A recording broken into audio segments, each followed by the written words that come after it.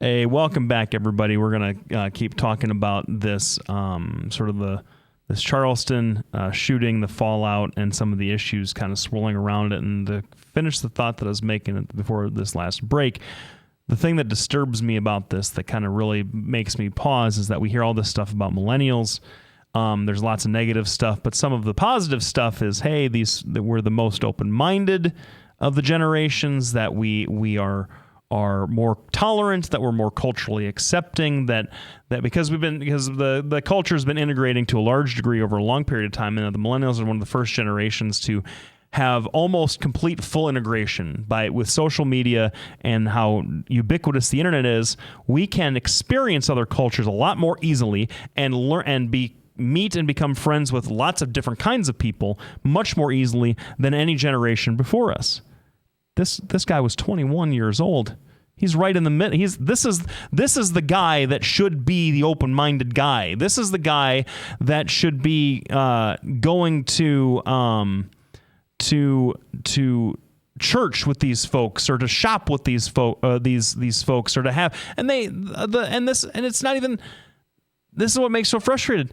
Some of the reporting is he had friends of different races who were all thought he was kind of weird, and they didn't like how racist he was and the jokes that he would make or whatever, but he still interacted with people of other cultures. This is the kind of thing that shouldn't happen at the hands of a 21-year-old. And so how much progress have we made? Well, the problem is you're taking one example. No, I know. And the thing is we haven't had a strictly race-based I shouldn't say problem, because this is way beyond a problem, but we haven't had an incident like this for several years. The Bird fella down in Texas is the last one I can recall that was a specific death related to racism. All right. These guys, sure. Yeah. The guy that got drugged by a truck. Yeah. So, I mean, it's, I don't think it is rampant, but it's not nearly the problem that everybody is trying to make it out to be. You have these extremist groups online, and they're recruiting young, impressionable people. Doesn't matter if it's the KKK, white supremacists, the Black Panthers, ISIS. What's the one that's rising up in Germany now? There's one that's going wild in Germany. Oh, Golden something? Yeah, something like that. And the Buddhists that have been extremists over, and that's how they're doing it, right? You're taking young, impressionable people. That's what happens. My thing is going to be, this kid wanted to be important. And like we were discussing in the break, we'll cover this real quick. Having a race war in America is a losing proposition, because do you stop at the blacks? Well, do you? If you just get rid of the blacks, everything else is going to be okay.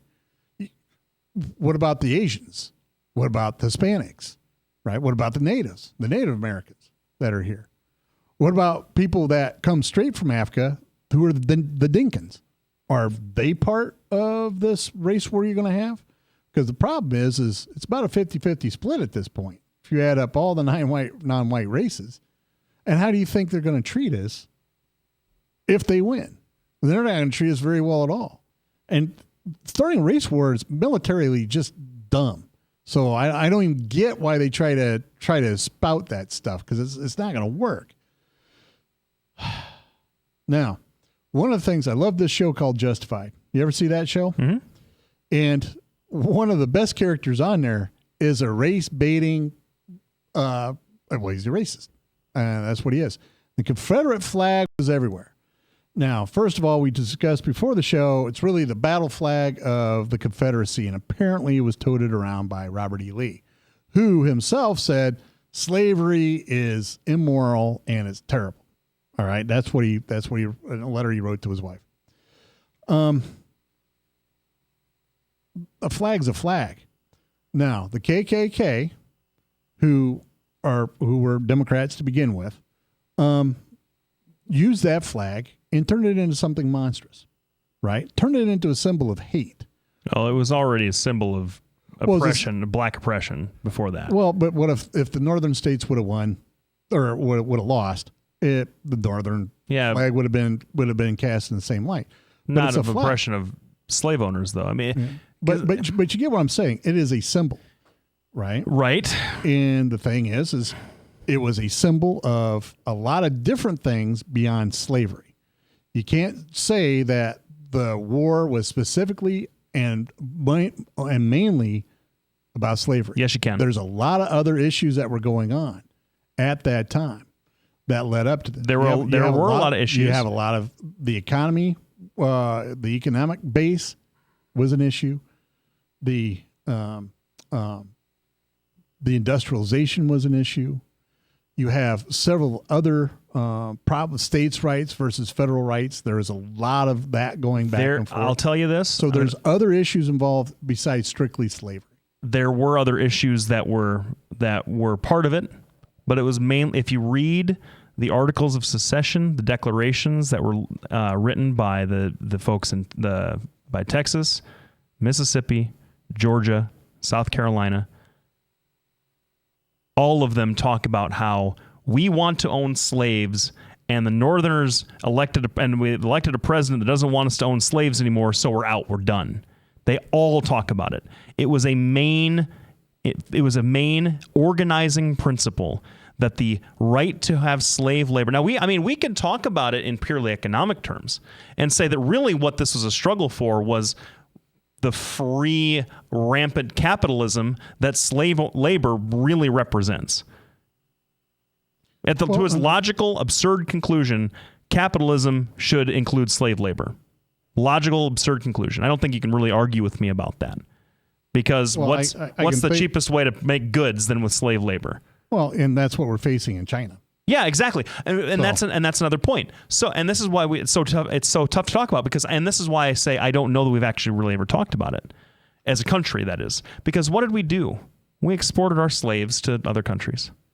Yeah, and we freed African Americans and exported the need for slave labor to Asia, to India. Maybe what we talk about this next segment, because the bottom line is we get distracted from the real issue by talking about this flag. Yep. That represents it.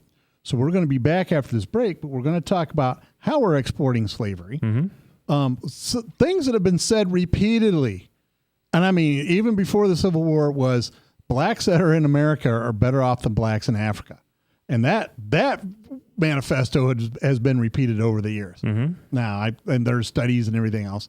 And another thing we can talk about when we come back is, at what point do you believe this is a wag the dog kind of thing, with specifically about the Confederate flag? Oh, because sure. there's something else very important that happened yesterday or today, I can't remember, that, honest to goodness, why are we talking about a flag when we have these other issues that are going on much more important? We'll be back right after this break. Thanks everybody for tuning in.